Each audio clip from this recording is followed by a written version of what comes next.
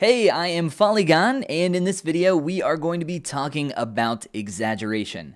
I'm going to do a quick rundown on how we can use exaggeration to sculpt better and faster, and then we're going to do a quick demo just starting with a sphere, and then kind of breaking down some of the early stages and what I like to think about in terms of exaggeration. So exaggeration is a really powerful tool, and you probably saw the thumbnail here with Jafar with his really exaggerated big old schnoz here. He has a really fun, kind of almost bird beak shaped nose here, and I have, somewhere here, there we go, loaded in an image of Jafar that we can use as a quick example. And this fundamental idea of exaggeration is actually something that I used to teach all of my students in my course, The Appeal Academy.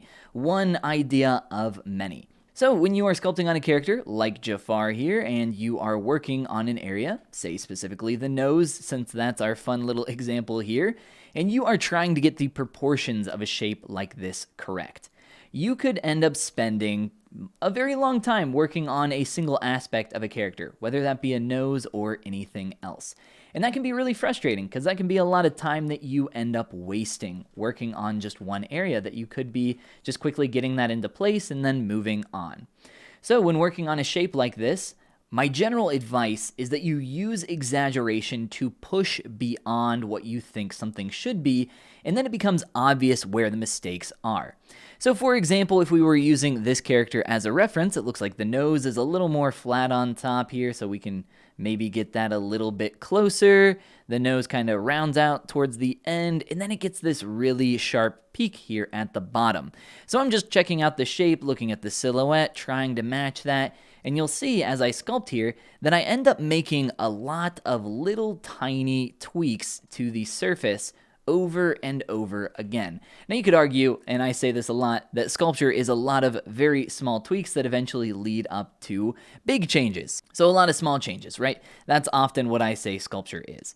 But by using this fundamental of exaggeration and taking a nose like this, and you know, it looks like it maybe is a little bit larger, and like I said, it's kind of flat on top, so maybe I could just take a plain brush and kind of trim out the top and then pinch this edge to really exaggerate the flatness of that portion. Then maybe I could use my move brush with a little function called AccuCurve. If you're unfamiliar with this, it's in the brush menu under curve. Can pull down and really sharpen up that hooked beak shape for the nose, start to exaggerate that, and then kind of pull down here. Starts to get this little bit of an S curve there, and you know what, maybe I could turn AccuCurve back on and really push on those angles to try to get that feeling as close as possible. So by using this idea of exaggeration, we've obviously pushed a little bit too far. It's very obvious where we've pushed too far. For example, this does not feel organic at all, so let's go back through and start to soften that. But as we do that, we do still retain a little bit of that straight edge that we had on top. Now we can start to soften that corner or beak, as I've been calling it, for that shape. Maybe make this a little less distinct. And essentially, through this process of exaggeration, we have found where we have pushed things a little bit further than where they should be, and can now take the time to very clearly knock them back to a good spot. So that is the whole mentality or idea of exaggeration while you are sculpting. Use it to your benefit to push things further than you know they should be, and then take a quick step back to nudge back and get back to a place that maybe makes a little more sense for what you are trying to create. Now we are going to do that exact same process here, but I'm going to be blocking out very quickly a head of a masculine character, just because that's a little bit faster, more sharp and jagged, and that'll give us some great areas to exaggerate on this character block out. So I've made lots of videos before on blocking out characters and heads and everything else, and I also have paid tutorials that go more in depth on this topic. I'll throw some links down in the description to those videos, as well as some of those tutorials if you are interested in taking a deeper dive on this subject. But let's go ahead and get started here by exaggerating and blocking out these main shapes for this character's head. So for this whole process, I'm really not going to use that many tools. I am going to be using the move brush, the pinch brush, and a trim brush.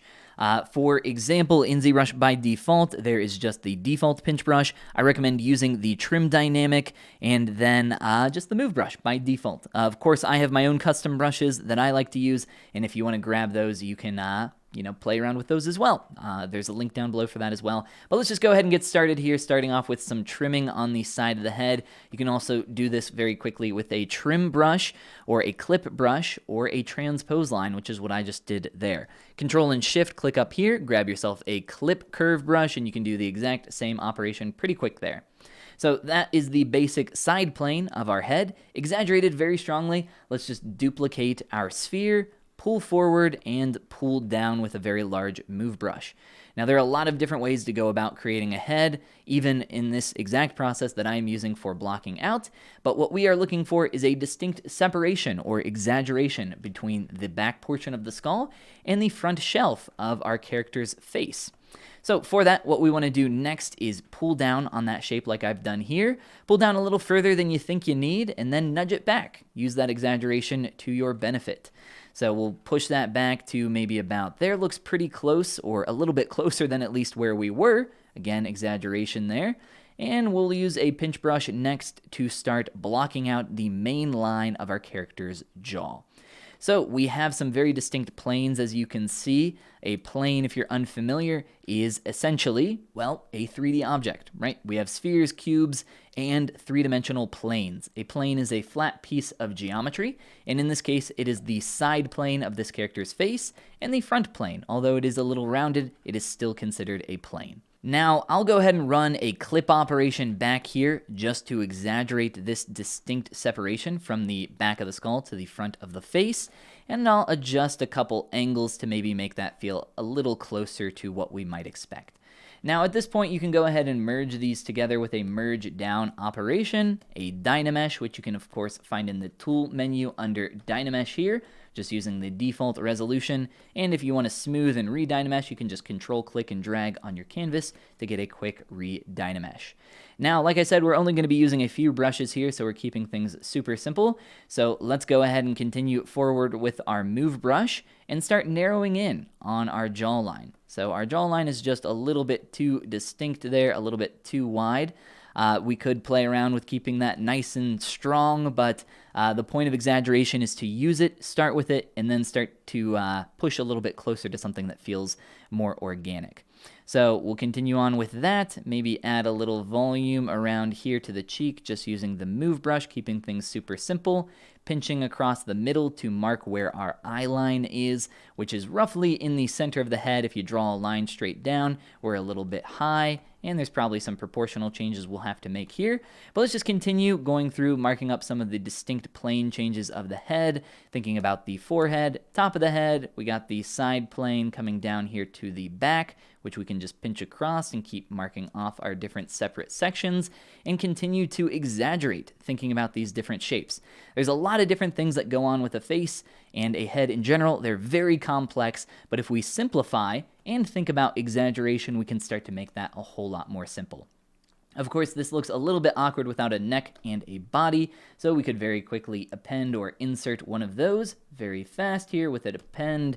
I'll just grab a sphere. I grabbed one of the cylinders, but I grabbed one of the weird ones, which is fine. It doesn't really matter. We'll just go ahead and scale that down and work quickly here, stretching that out and working with creating a basic shape for our neck. Make sure you, of course, turn on symmetry, and we can take the time to merge those once again together using that merge down function and another Dynamesh to combine everything. So we're going quick here, but that's kind of the point. Let's just continue using a little bit of smooth in a couple areas. The point here is to stay a little bit messy, but continue with exaggeration. I'll add one more brush to the mix, and that is going to be my personal clay brush. But for this, by default in ZBrush, what I recommend using if you don't have my brushes is going to be either the clay buildup brush or the clay tubes brush. The clay buildup is great for people that have been sculpting for a long time and kind of have a better feel and control of their sculpting abilities inside of ZBrush. Clay tubes is a little bit more beginner friendly, but also still a fantastic clay brush in general. I'll use my clay brush here to build up the shape of the bridge of the nose, pulling down. The bridge of the nose is a very distinct shape that we want to mark up. And with a quick mask shape here, we can start to pull out on the nose and adjust some more of our major plane changes, wrapping around the brow, the eye cavity, in and around, and then of course maybe distinctly marking up the barrel of the mouth, as it is so often called, which is kind of a little bit of an extra form on top of the face that is essentially distinguished by the teeth inside of the mouth, kind of helping to round that out.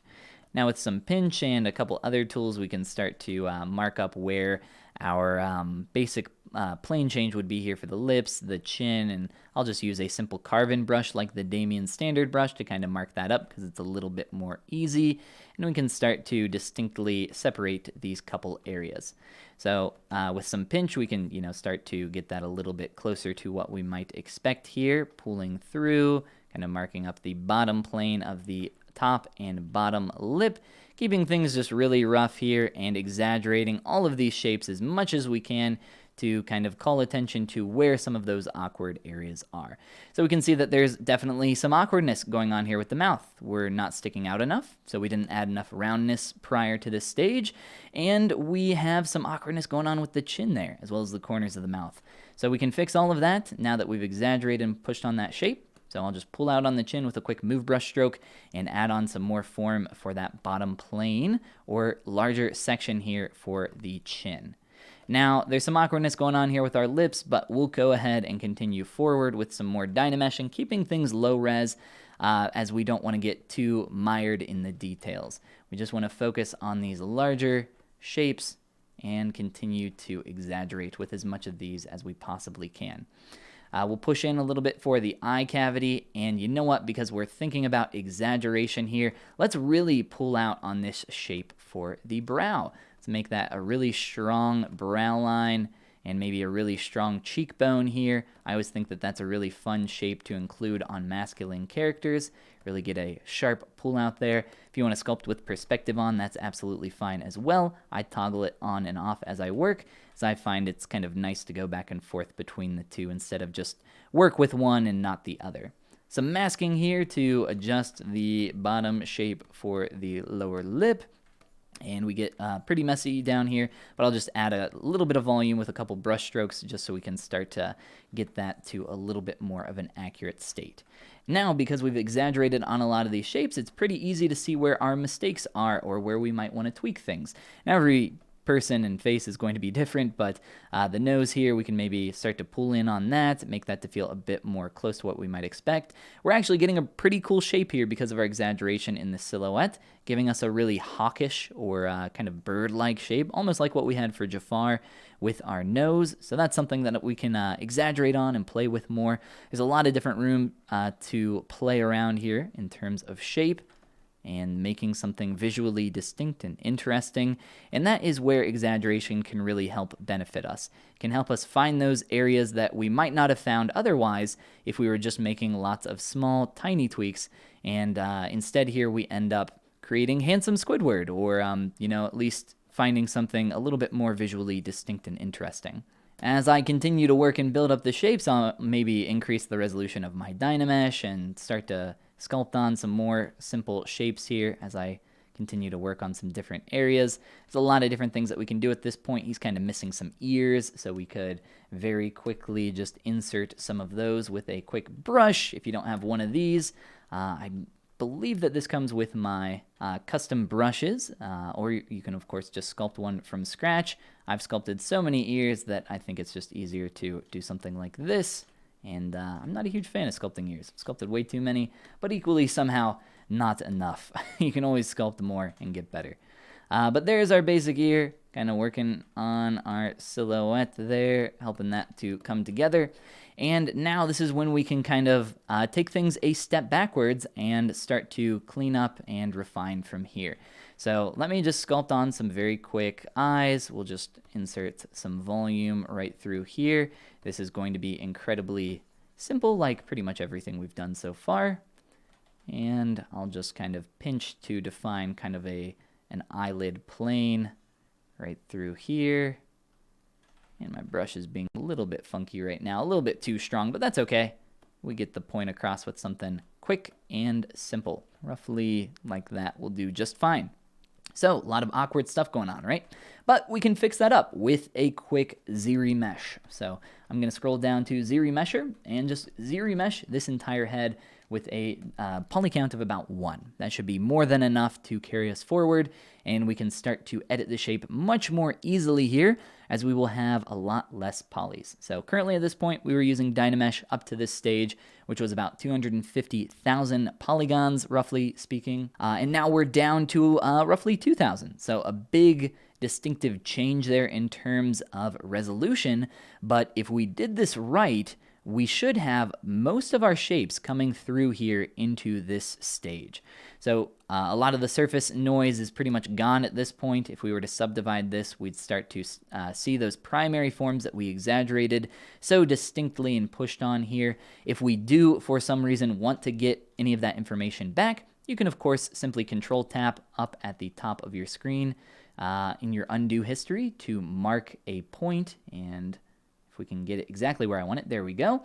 And then carrying forward after a remesh, all you have to do is click on Subdivide and click on Project History, and that'll subdivide and project history as much as you want and get back to a good spot. This is called a subdivision projection workflow, and it is necessary, in my opinion, to, well, sculpt here in ZBrush. If you're unfamiliar with this workflow, I have some tutorials on it here on my channel, but that's just kind of a quick rundown on what we're looking for.